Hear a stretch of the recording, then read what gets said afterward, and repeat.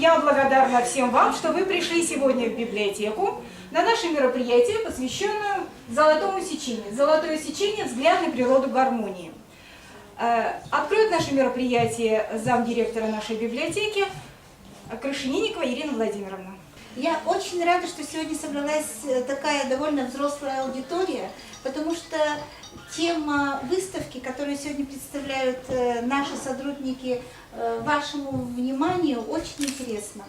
Тема золотого сечения, пояс золотого сечения, вы, наверное, немного все равно об этом знаете, волновала умы ученых, философов, начиная с Древней Греции и заканчивая, наверное, и сегодняшними днями. Очень большое внимание этому вопросу уделил, это тоже всем известно, Леонардо да Винчи. Но я думаю, что лучше о выставке и об этой тематике, естественно, расскажут специалисты. А я хочу вас поблагодарить за то, что вы пришли сегодня на наш вечер. И хочу выразить большую благодарность Валерию Александровичу за предоставленное очень интересное, хорошее помещение и желаю вам приятного отдыха. В живописи тема золотой пропорции, золотого сечения, она давно поднимается. Есть, конечно, спорные моменты, и когда говорят, что Парфенон, представительство храма Парфенона руководствовались принципами золотого сечения, но я думаю, это там сильно завышено, по этому поводу даже термин появился в литературе. Но тем не менее, да, то, что глазу приятно, природа так устроила, что автоматически оно как-то вот складывается. Но сегодня об этом будут разговаривать как бы профессионально, поэтому я хочу сказать, что приятно, что молодежь, вот, кто-то тоже, может быть, что-то много знает из студентов и своими ощущениями поделится, потому что литературы на тему золотое сечение, золотой пропорции, чисел Фибоначчи столько, что я думаю, что можно целый большой библиотечный зал поставить на полку. Особая тема – это золотая пропорция или золотое сечение в музыке. И вот здесь это тоже иллюстрируется. Но и Ксения нам, конечно, сегодня задала определенный тон нашему вечеру, нашему мероприятию, нашему, я говорю, как бы нашему, значит, вашему, но нашему, потому что наши студенты и преподаватели, мы все как бы вместе единое целое. Поэтому успеха мероприятия посетим, я с удовольствием послушаю этого прямого участия, если что-то, может быть, по ходу уже не буду нарушать ваш сценарий. Друзья, вот название «Фи. Золотое сечение» — это вовсе не междометие, которое пренебрежительно относится к этой теме, а наоборот. «Фи» — это математическое обозначение золотого сечения, и мы сегодня с вами так быстренько пробежимся. Практически нет человека, действительно, который не слышал бы или когда-то не знакомился с этой темой. Поэтому сегодня более актуально не рассказывать те азбучные истины, которые во всех книжках есть, а как относиться к этому явлению, насколько это действительно сакральное такое число, которое решает вопросы гармонии в той или иной области нашей культуры, либо это что-то другое. И вот что это другое, мы сегодня и поговорим. Пожалуйста. Ну, само название «золотое сечение» мы называем золотым все, что ценим. Да? Следующий слайд. Золото, золотые руки, золотое правило в этике и так далее, и так далее. Это самое ценное, то есть верх как бы всего. Действительно, на протяжении многих веков человечество искало какие-то такие аспекты, которые оказалось, вот найдешь это правило, и все, тайна открыта. Вот то же самое было с золотым сечением. То есть пропорция, которая оказалась, вот эту тайну найти, и все, вопрос творчества был решен. То есть как бы парадигма научного познания проецировалась на область искусства. И область искусства, казалось бы, восприняв эту научную истину, могла бы решить свои проблемы. И вот хорошо, что мы сегодня в этом институте сегодня собрались на поводу открытой выставки. Это очень уместно, когда есть и технические аспекты, и искусствоведческие. Вот здесь все переплетается. Итак, пойдем дальше. Значит, что такое сечение? Сечение — это рассечение, это разделение. То есть вот если мы апельсин разрежем, сечение получится окружность. Дальше. Сечение, черчение, да, когда хотят появить структуру, как устроено, то есть зримо дать то, что скрыто извне. Пойдем дальше. Когда говорят архитектура насыщена пропорциями золотого сечения, вот видите, много маленьких буквок «фи». Вот это «фи», про это сегодня говорим. Вот собор Василия Блаженного, да, ну все вы видели, и купола, которые как шишки накручены. Вот сегодня мы тоже посмотрим на все эти шишки, на все эти ананасы. Да? Вот какое отношение тут золотое сечение, с какого бока оно тут вылетает, причем это природа, это тут человек не участвовал. Как природа познала вот эту закономерность, почему она ее использует, почему это так распространено у нас на Земле. Я подчеркиваю на Земле, потому что об этом чуть дальше. Пойдемте. Вот Парфенон. Действительно, когда сама концепция золотого сечения сформировалась, конечно, гораздо позже, чем все эти строились постройки, и была воспринята уже в эпоху Возрождения, оформилась как в такой статус, и само название золотое появилось гораздо позже. Но проецируя на всю предыдущую историю искусства, начали находить эти пропорции, начали искать, начали их высчитывать. И до сих пор обмеры делаются. Вот один из самых активных архитекторов, который сейчас занимается проблемой пропорций, не только золотого сечения. Вот он в Новосибирске, мы с ним в этом году активно общались. Он,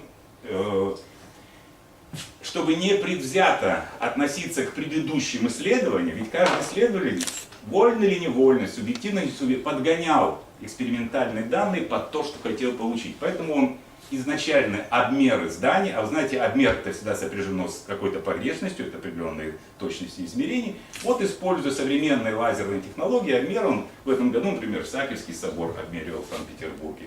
И там все это проверял. Ну, Парфенон это действительно считается эталоном, это как бы символом во всех учебниках, вы здесь увидите, это упоминается. Следующий.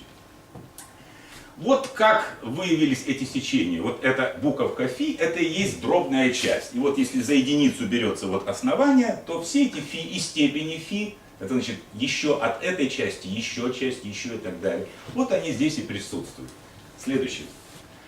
А почему, собственно, фи? Откуда это фи взялось? Ну, фи это от имени Фидий, то есть скульптор, который создал вот в период классического расцвета древнегреческого искусства, его скульптуры обладают этими пропорциями, и в честь его, за его вклад, с него, собственно, все европейское искусство началось, потому что, поэтому можно сказать, что вот это в основе вообще всего искусства, которое мы сегодня воспринимаем, получил название Фи. Пойдемте дальше. Вот портретов его не сохранилось, естественно. Единственное только подозрение, что на одном из фризов он сам себе изобразил, но это, как всегда, легенда. Это можно верить или нет. Но нам важен образ. Нам от формы носа, бровей, бороды тут ничего не изменится. Пойдемте дальше. Ну, так обозначается Фи. Вот, например, анализа какие-то здесь математические закономерности, на которых мы останавливаться не будем. Вот прямоугольник с пропорциями золотого сечения. То есть вот если одна сторона большая, то вот это фи 62%. Правда, вот фи обозначает либо в ту сторону, либо единица на фи. Либо наоборот, если это единица, то это единица и 62% плюс.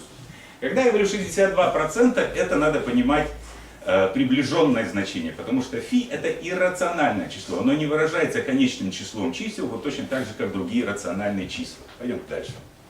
Ну это, давайте посмотрим примеры, а какие скульптуры вот вызвали такое почитание этого скульптора, что вот его увековечили вот в этом замечательном числе.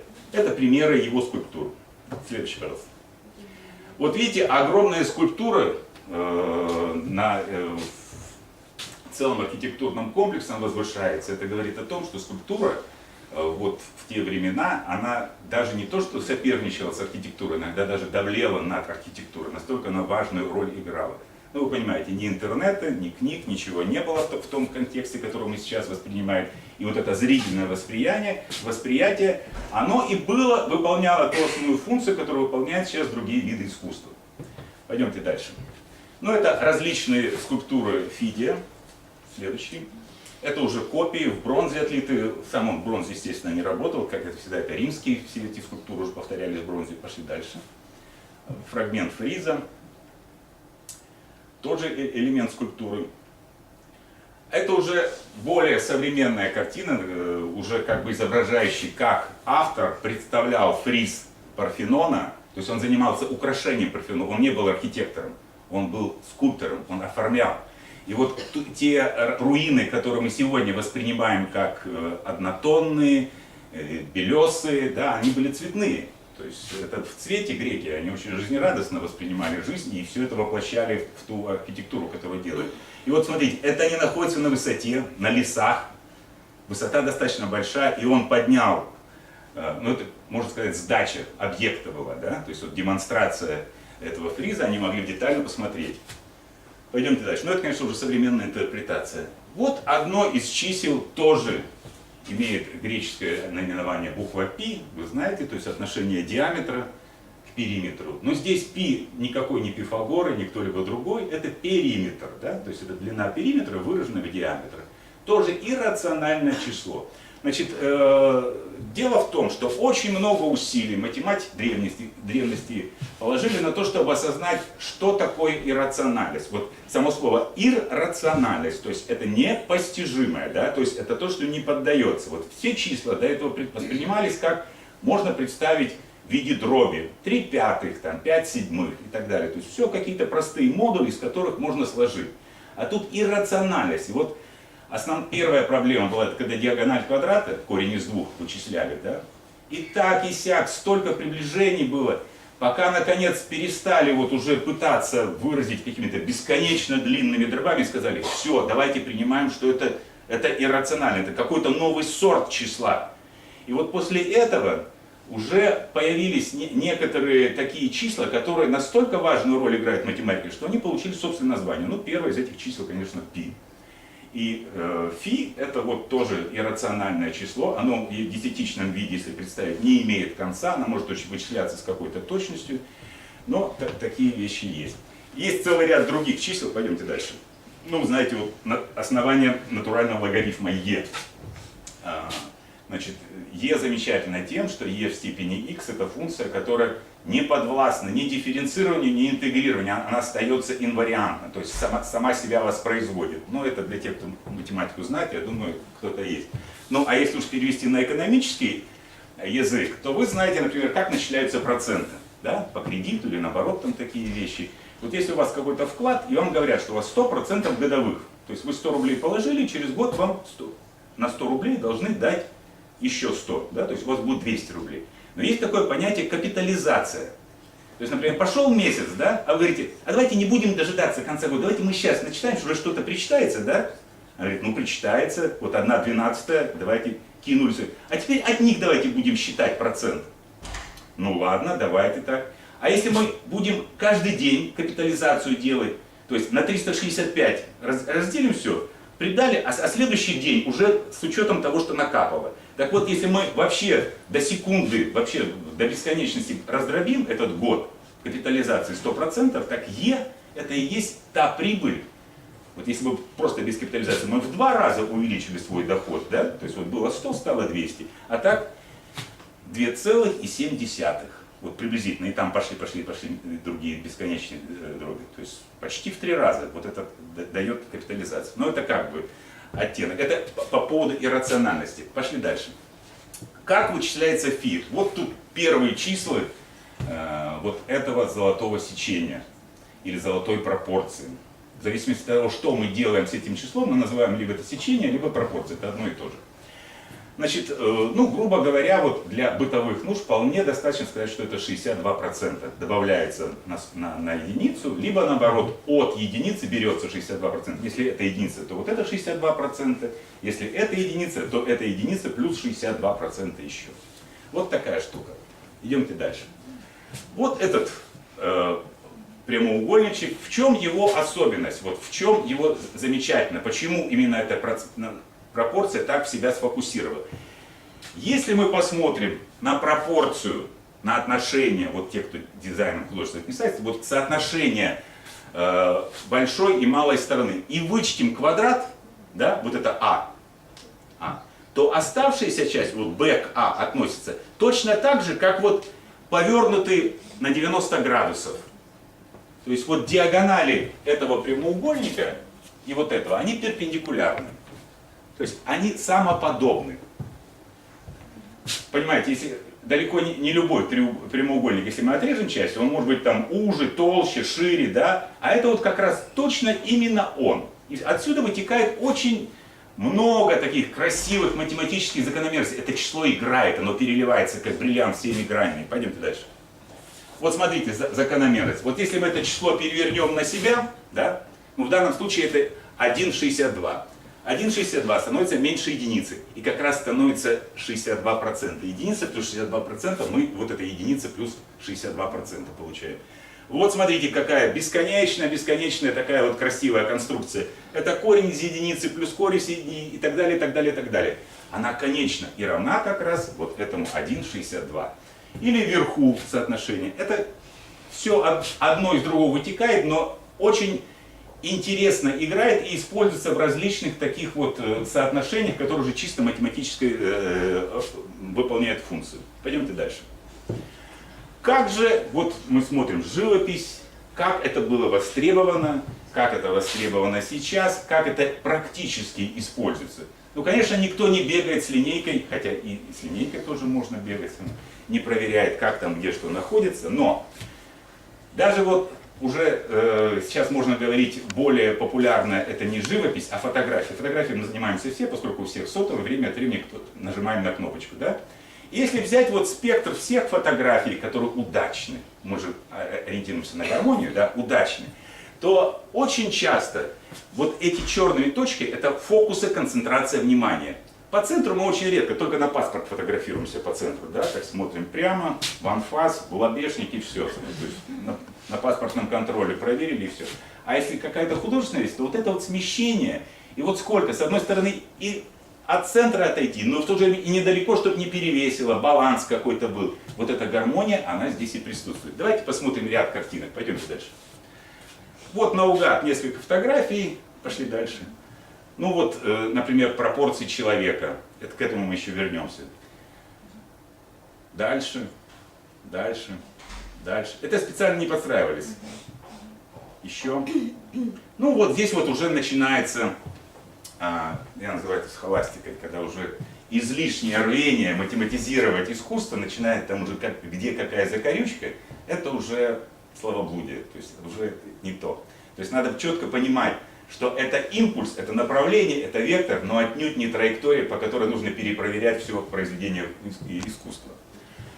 1,62%. Вот когда, как это сделать практически? Ну, можно, конечно, линейкой мерить, с калькулятором вычислять, но древние давно поступили гораздо более рационально.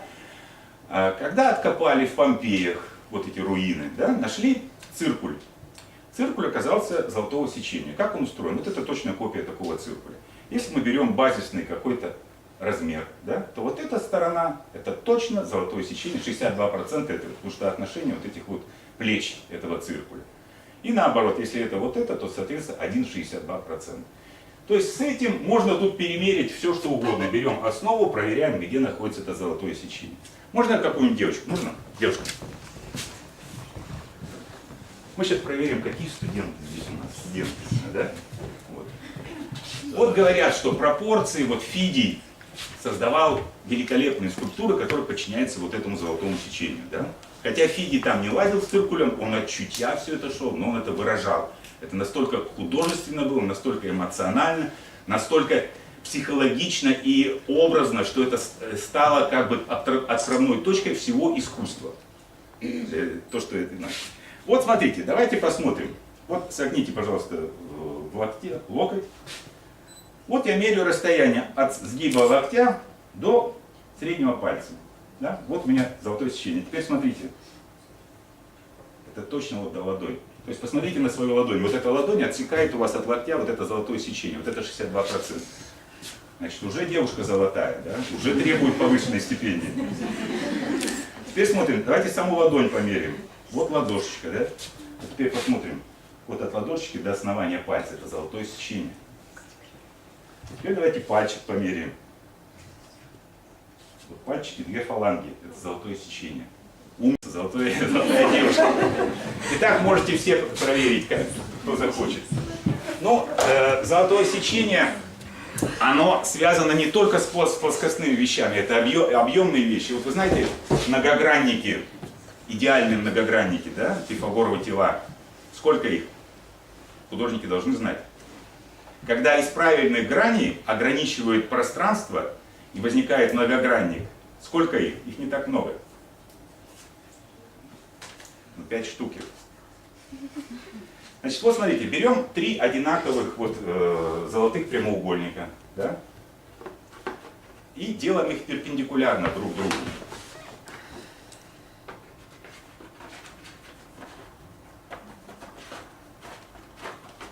Три взаимно перпендикулярные плоскости.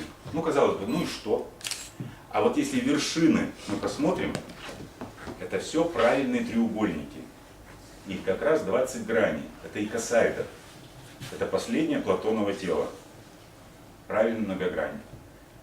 То есть все это заделано в математические вещи. Ну, пойдемте дальше посмотрим. Вот звезда. Это вообще, это одно сплошное золотое сечение. Давайте быстренько сделаем несколько звезд. Вот кто хочет попробовать? Прошу вас. Нет, мы сейчас все звезды. Мы с вами, Господи. Давайте, девочки. Значит, что нужно сделать? Надо завязать узел. Какой обычно вы узел делаете? Смотрите, это способ построения. Вот с помощью циркуля и линейки построить пятиугольник это сложно. Это не скажу, что супер сложно, но это проблема. Да? Шестиугольник, пожалуйста, там, квадрат, что вы. Давайте просто завяжем, вот честно, вот видите, вот как это. Вот узел, как вы завязываете, самый простой узел. И так подтянуть, подтянуть, подтянуть, и он вот так вот сложится пятиугольничек. Получается? Просто узел завязали. То есть это пятиугольник. Вот те, кто помнит советские времена, был знак качества, да, вот пятиугольник выпуклый, вот он и есть. И внутри пятиугольника мы можем нарисовать звезду. Так вот, отношение, вот тут у нас то, что было бы сторона звезды, да, вот черная, вот красная горизонтально. Отношение красной вот к зеленой, да, это сторона вот пятиугольника, это золотое сечение. Отношение зеленой к синей – это золотое сечение. Отношение розовой к синей – это золотое сечение. Видите, вот несколько раз все это накручивается. И это очень замечательно. Вот пятиугольники – это вот та вещь, которая отличает живую материю от неживой. Вот посмотрите на паркет. Вот здесь у нас прямоугольники, да, они выложены плотно, вот все покрывает. Если мы зададимся целью, есть такая задача, паркет математический, какими фигурами можно плотно замостить поверхность, без пробелов и без нахлестов. Треугольниками можем, квадратами можем, пятиугольниками сможем? Шестиугольниками, шестиугольные соты видели кто-то, да? Значит, шестиугольники тоже можно, а пятиугольниками нельзя. Пятиугольники не укладываются, у них вот такой неудобный угол 72 градуса, ни туда, ни сюда. И вот это отличает живую от неживой природы. Вот если кристаллографию посмотреть, вот там оси симметрии есть 4-го, 3-го, 6-го порядка, 8-го порядка, 5-х не бывает. 5-е это признак живого, поэтому очень много вот цветов, все, что связано с живой природой, имеет симметрию 5.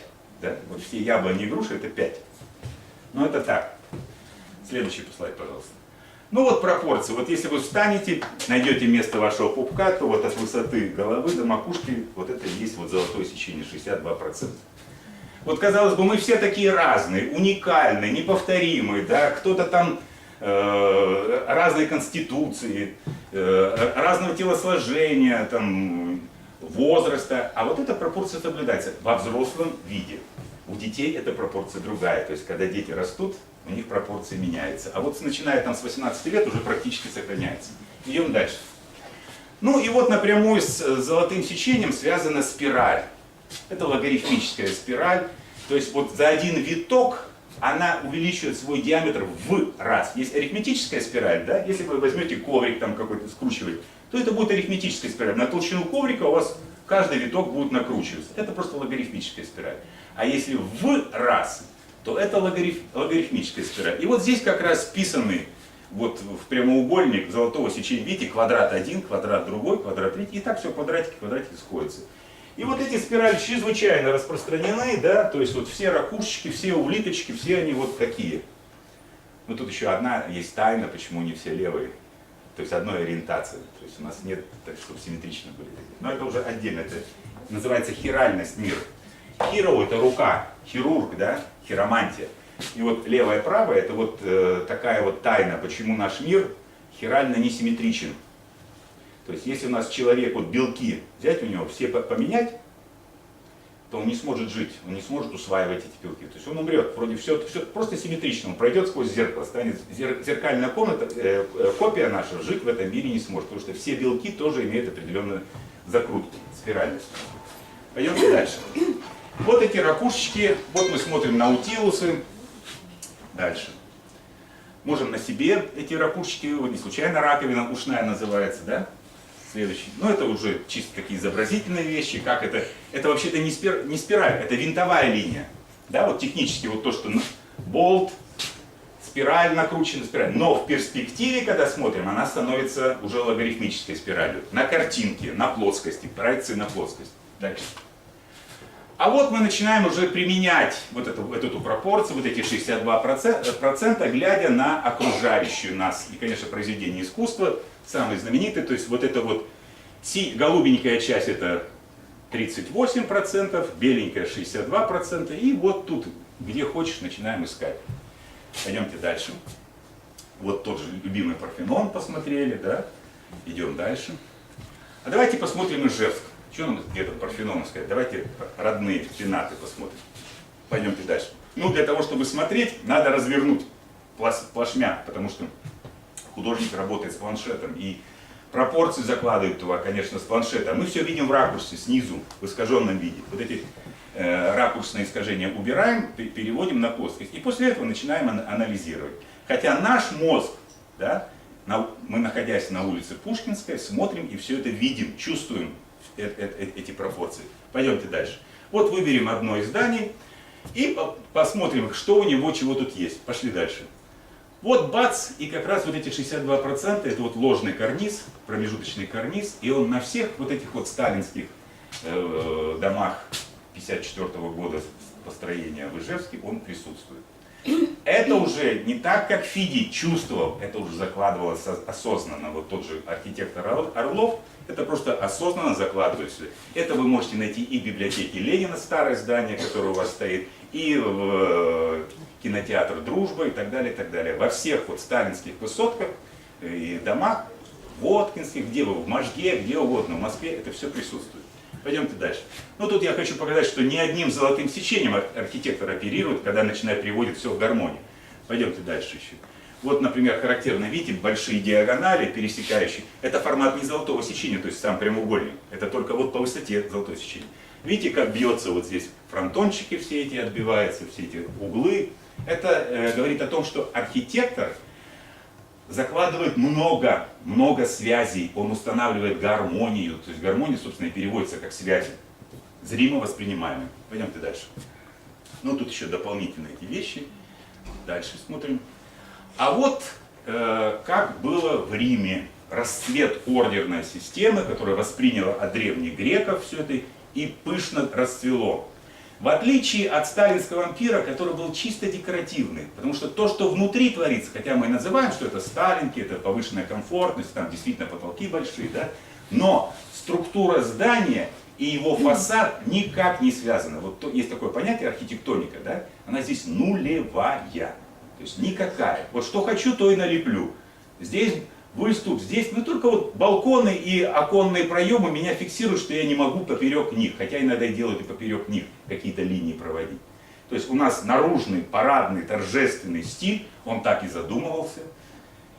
Внутри коммуналки, а они все были коммуналками, когда заполнялись, да, внутри коммуналки, после войны людям дать жилье срочно, а наружу должен быть праздник победителя. Это осознанно было. И это работает, это играет, и он имеет свою ценность, тут бесспорно. Пойдемте дальше. А здесь вот как раз все работает. Вот все эти пропорции, это потом они стали уже осознаваться как художественное средство, там эти пропорции. Они конструкционные, они выражали силовые нагрузки, которые существуют в здании. Это внутренность пантеона. Пойдемте дальше. Особенно хорошо, когда вот какой-то разрез, мы видим, что это не просто декорация, это и есть конструкция, он так устроен. Вот тут. Вот здесь тоже здесь это все присутствует. Кстати, вот на этой выставке, конечно, иллюстративный материал замечательный. Идемте дальше, посмотрим. Ну и наконец приходим, а как, собственно, вот мы же не будем помнить все время эти 62% или там какие-то вещи, а как вот практически запомнить какие-то вещи, соотношения. И вот тут очень хорошую подспорье играют числа Фибоначчи. Они возникли совершенно из другой области, не связаны ни с искусством, но они настолько так замечательно вписались. Как они устроены? Очень просто. Это ряд, который устроен так, что начиная с третьего члена этого ряда происходит сумма двух предыдущих. Вот 1, 1. Да? А дальше поехали. 2. 2 плюс 1, 3. Да? 2 плюс 3, 5. 5 плюс 3, 8. И так далее. И поехали. Он не имеет конца. Да? То есть он как бы улетает в бесконечность, он бесконечно растет. Но замечательно другое, что отношение рядом стоящих чисел, это и есть как раз число, которое стремится к фи при удалении как можно дальше. Пойдемте дальше. Вот Фибоначчи, кстати, он имя имел Леонардо, а то мы только одного Леонардо знаем, давайте хоть сегодня познакомимся еще с другим Леонардо. И, кстати, тоже фи, это хотя его и прозвище, да, но вот еще вам одно фи, я вам сказал, что это фи-скульптор или фи-математик. Это крупнейший математик начала средневековой культуры. И вот он эти числа ввел в обиход. Эти числа Фибоначчи используются в математике для кодирования и прочих, но для художественных потребностей они дают очень хорошее подспорье для того, чтобы быстро найти золотое сечение. Ну, грубо говоря, 1 пополам разделили, да, ну далековато от золотого сечения, да, 1 к 2. А вот уже 2 к 3 уже лучше. А 3 пятых еще лучше, а 5 восьмых еще лучше и так далее, и так далее. И достаточно быстро мы выходим на понятия, на практические вещи, которые... Ну так, для памяти, для того, чтобы у вас зрительно как-то запомнилось, вот Фибоначчи родился практически тогда, когда начали строить вот эту падающую башню. Она еще, конечно, тогда не падала и начинала строилась, потом на 100 лет ее заморозило, но это вот один и тот же период. Вот эта башня, слава богу, стоит и будет стоять. Более того, вот я могу сказать, за последние 10 лет она на 3 сантиметра поднялась. То есть она, благодаря технических ухищрениям, которые там делаются, она начинает выпрямляться. Но искусствоведы и хранители сказали, а нам ее не надо поднимать. А зачем? Давайте не будем ее восстанавливать. Так ее и заморозим. Ну, пойдемте дальше посмотрим. Вот тоже построена на числах Фибоначчи вот эта вот спираль. Только тут уже, видите, начинается с конечной величины. Логарифмическая спираль бесконечно уходит в ноль, а это начинается с конечной. Единичка, единичка и пошло. Следующий слайд, пожалуйста. А теперь давайте посмотрим на живую природу, где оно все есть. Ну вот тут замечательно живая природа, я не могу до нее не дотронуться, да? Вот что такое ананас? Ну, конечно, это вкусно, кроме всего прочего, да? Ну, это ничем не отличается от подсолнуха, от какой-то там астры, то есть сложноцветные. То есть вот это каждый, это отдельный цветочек, сложный цветок. И вот когда они между собой сопрягаются, чтобы образовать вот такую шишку, да? Ну вот такую шишку или вот такую шишку, возникает вопрос плотной упаковки. И вот на внешний взгляд кажется, ну симметрично, да? Что влево, право, вот в зеркало я отражу, вроде ничего не изменится, а на нас перейдет сюда. На самом деле нет. Вот эти спирали, вот они здесь закручиваются сюда, а смотрите, и в эту сторону закручиваются. Они разной кривизны. И количество их разное. И вот можно проверить на любом объекте, это всегда числа Фибоначчи. Ну вот на шишках еловых и сосновых мы летом с детьми в математическом лагере проверяли, ну чтобы 200 их перемерили, да, вот те числа Фибоначчи, те, которые были не числа Фибоначчи, потом двоечники перепроверили, оказалось, что все-таки правильно. Пойдем дальше. Ну вот как это практически делается. Вот видите, в одну сторону красных спиралей закручено 8, а в другую сторону 13. Вот характерно. 8, 13, 5, 5, 8 и так далее. Это всегда будут числа Фибоначчи. Можете ананас проверить. Или другие какие-то. Следующий слайд, пожалуйста. Даже самые экзотические растения, которым их названий нет, все присутствует. Здесь 5. Пойдемте дальше. Ну это вот конкретно как это считается. Вот 34, 21 на подсолнухе. Там более пологая эта вещь. Следующий. Еще дальше. Еще дальше. И вот возвращаясь к тому, чего начали, вот это фи. Давайте запомним сегодня, ну раз уж у нас такая выставка, мы в таком институте находимся, вот 3 фи, давайте запомним 3 фи. Фидий, Фибоначчи и Фила. Кто такой Фила? Вы новости-то смотрите? Прикометился. Значит, это вот замечательное достижение, это вообще-то, ну, сравнивает, хотя это тут журналистский определенный подъем присутствует в этом деле, но вот считается, что полет Гагарина, да, высадка на Луну, и вот это Фила. Это почти на миллиард километров улетала эта штучка, 10 лет блуждала по космосу, нашла этот объект 5 километров длиной и на нее приземлилась. И вот сейчас она начнет там ее исследовать.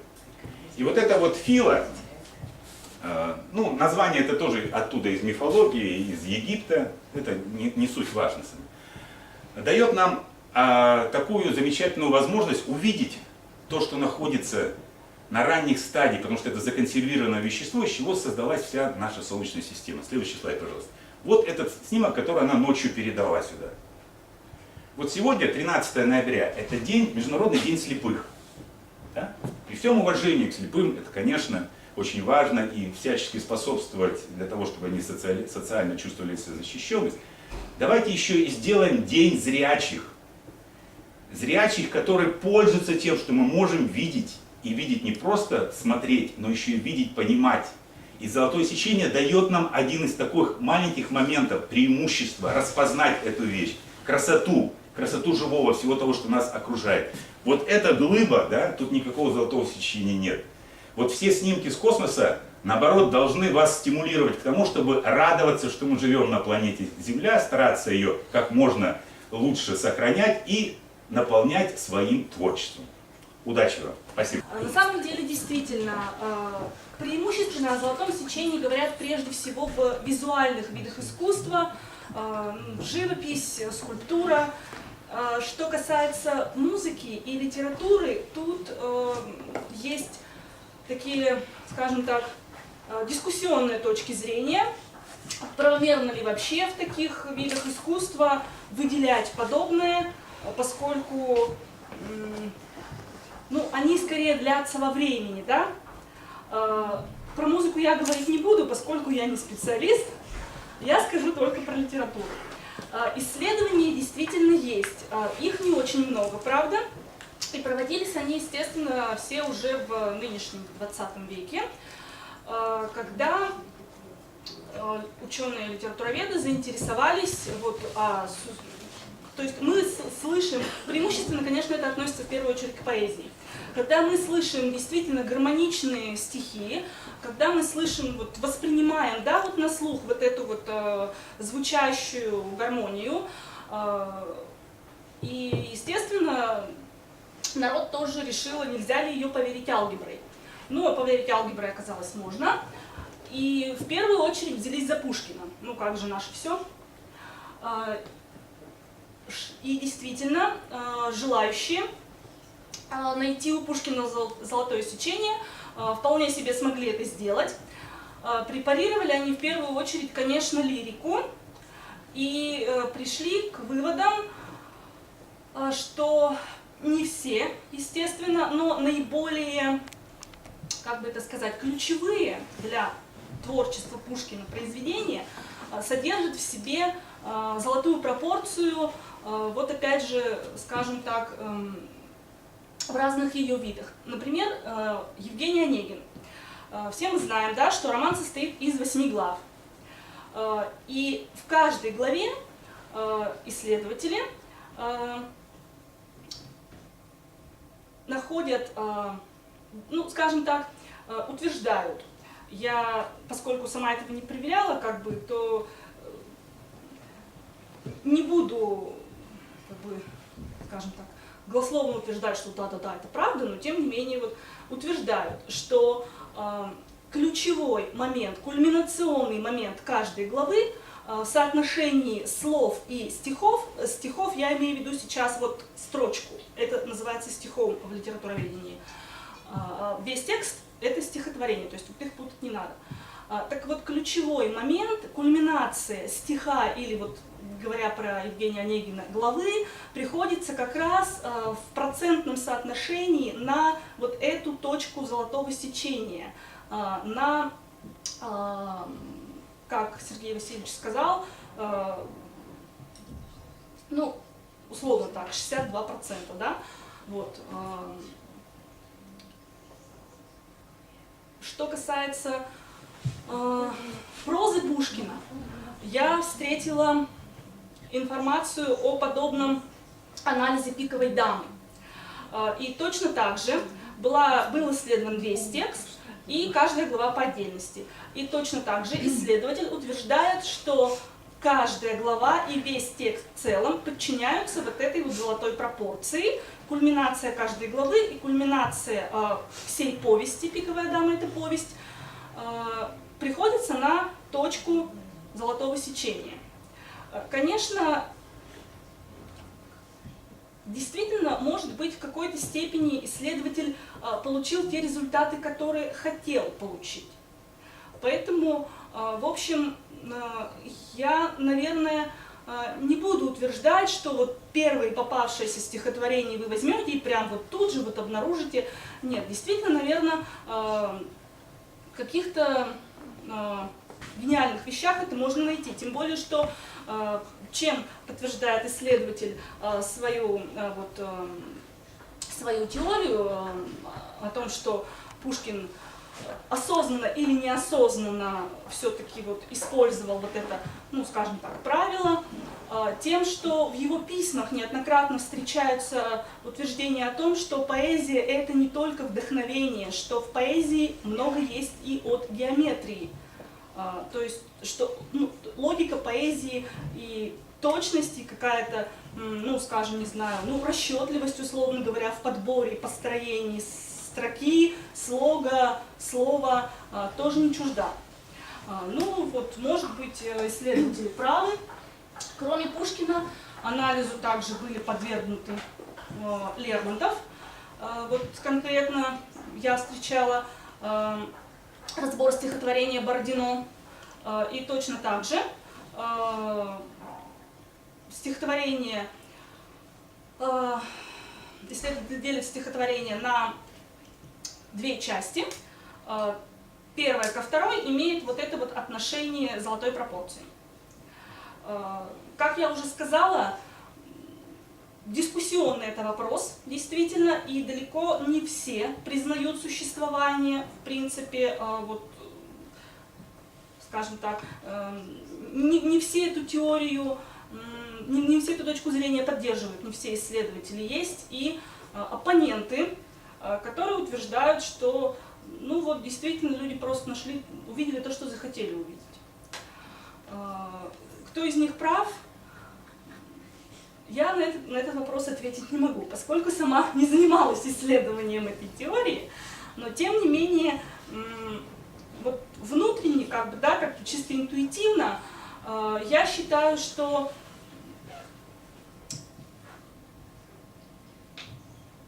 если то, что касается Пушкина, и то, что касается Евгения Онегина, это действительно невероятное, сложное, почти математически выверенное построение строк и стихов.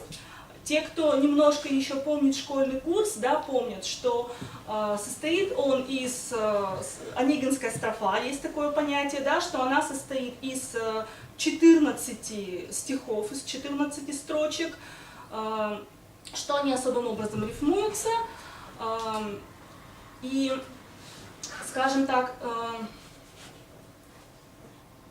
некоторые исследователи проводят параллель между онегинской строфой и формой сонета.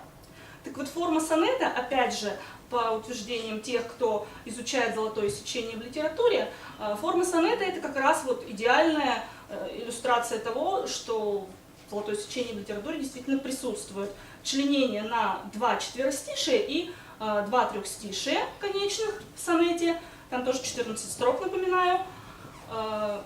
Вот это как раз золотая пропорция.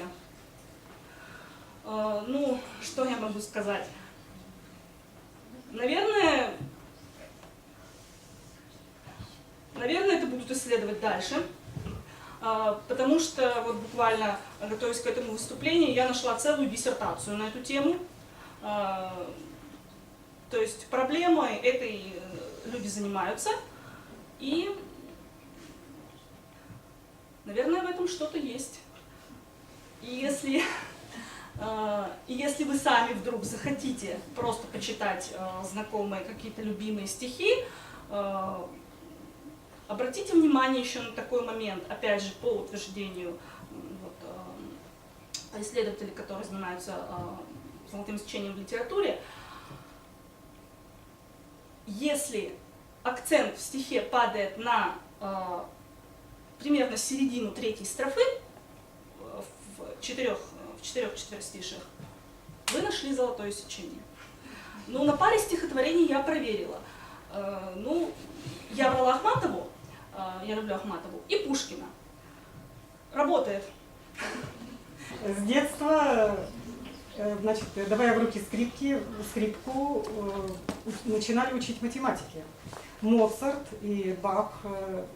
Вообще Бах, говорят, 2 года даже начали его обучать музыке. Моцарта с 3 лет. Одновременно учили играть на скрипке и учили математике и другим вещам. Считать музыке надо очень сильно. Вообще, конечно, в музыке существуют законы. У нас есть такт, в котором решается вообще все. Такт – это метроритм. Такт, 4 такта – это уже, можно сказать, как в литературе, это уже даже не слово, это уже предложение. 8 тактов – это мы называем квадрат между собой. Вот музыканты, когда мы репетируем, говорят, 1 квадрат, 2 квадрат. Музыка делится на квадраты. Все вообще просто жестко, совершенно четко. Музыку Моцарта нельзя играть своевольно, своеобразно. Там вот сейчас я сыграю так, через 2 минуты я сыграю по-другому. Нужно играть в четком метроритме, четко по тем нотам, которые написаны. Все выверено точностью. Я вот буду вам сейчас играть музыку Баха. Каждый такт пронумерован. Но помимо того, что существует, конечно, схема игры, существует еще динамика. Что такое музыка? Я бы все в одну дуду вам вот сейчас набор нот буду играть. Не буду играть ни громко, ни тихо, а вот просто буду играть набор нот. И оно создаст, в общем-то, такую монотонность. Если я сейчас начну партиты Баха так играть, значит, через 15 минут вы все будете спать просто. Но мы вкладываем, музыканты, естественно, вкладывают свою душу, в свой темперамент в игру вкладывают, а композиторы, естественно, пишут соответствующие, динамику обозначают нюансами. У нас есть форт, у нас есть пиано, у нас есть крещендо, у нас есть, ну, ускорение, вот да, в музыке Баха и Моцарта, это так просто не побежишь. Там вот такого ускорения, как в романтической музыке, там порыв, все музыканты быстренько взяли себя там эту динамику в руки, начали играть что-то такое. Нет, все подчинено абсолютно, все подчинено цифрам, совершенно вот точно, абсолютно. Даже любое ускорение, любое замедление, оно все просчитано по времени. И мы изучаем это с детства. Мы подчиняемся этому, мы играем музыку Моцарта и Баха. Музыка не совершенно ровная, в ней есть динамика, как я уже сказала, и в ней есть кульминация. Так вот сейчас я к золотому сечению, так к чему я иду-то? Вот как раз эта вот кульминация, вот ее время, определенное произведение и считается золотым сечением. То есть вот есть какая-то форма, есть вот эти, как говорят, 62%, да, а потом, значит, и вот наступает она кульминации. Вот в этот момент, если он на правильном месте, если он на нужном месте, если он вот в этом золотом сечении, то это высшая гармония, это высшее вообще, то, что вообще может, высшее содержание, которое может быть. И его больше всего, естественно, в музыке Моцарта. Его больше всего в музыке Баха. Эта музыка была правильная, эта музыка была грамотная, мы все музыканты это прекрасно знаем, мы учимся на этой музыке. Потому что они тоже не просто так писали. Это сейчас кажется, о, я написал песню, и вот он ее от винта там написал, и вот где-то там от винта произошла эта вот кульминация, какой там золотой чай, о чем вы, батенька, вообще, про что вы? Все продумано, все просчитано, это целая наука, люди были очень умно писали, очень грамотно. Бах учился у Букстехуда, он его боготворил, он каждую ноту его произведения, он его изучал. От Баха пошли все другие композиторы. Бах дал основу основ вообще всем грамотным, всем нормальным композиторам, потому что там просчитано абсолютно все. В каком месте должна произойти эта динамика, на каком месте мелодия должна подняться и встать на свое место. И у Моцарта то же самое. Вот здесь пока разыгрывалась, посмотрела примеры, совершенно верно. ноты бетховенской апассионаты. Вот там занимались ученые тоже, те, кто не играет на скрипах, они занимаются исследованием других произведений. Кто не пишет произведения, они, значит, берут линейку в руки и изучают, а сколько тактов тут прошло, сколько тут сантиметров этого всего прошло, чтобы вот тут вот стала эта кульминация. Но каждый учится каждый на кого-то учится, да. И Шопен, вот, значит, исследователи говорят, что как раз вот в музыке Шопена, но не в сонатах, а в этюдах его, что там золотых сечений просто очень много. Потом сама форма, конечно, вот то, что классики писали, конечно, все части формы, это все продумано. Но музыка невозможна совершенно. Мне очень понравилось, что вы сказали, что, конечно, таким образом, давайте мы сейчас все просчитаем и будем писать музыку Моцарта. Ничего подобного. Мы такого писать не будем, потому что мы не Моцарты, и потому что все равно должна быть музыка, должно быть вдохновение, должен быть порыв. Я даже помню, в детстве, вот, в юности я писала музыку, брала уроки композиции, и когда я принесла первые свои опусы, мне так красиво все написал, так: деточка, ты там посмотри, вот это столько-то тактов должно быть. Я такая, ну как, там ноты, мне так нравится. Нет, форма должна быть такая, форма превыше всего. Форма, а потом же, ну и безусловно, без порыва, без вот этого божьего дара музыки быть не может. И вот сейчас я исполню небольшую часть из второй партиты Баха, написанной только для скрипки соло. Ничто не должно ее... Вы услышите, какая выверенность, какая точность, какой подход к кульминации. Кульминация – это высший динамический подход, концентрация, то там происходит эмоциональная динамика, все выверено. Он поднимается, он приходит к кульминации, потом начинается следующий эпизод, и опять точные 62%, точная кульминация, но при этом музыка совершенно не теряет своей прелести и значимости.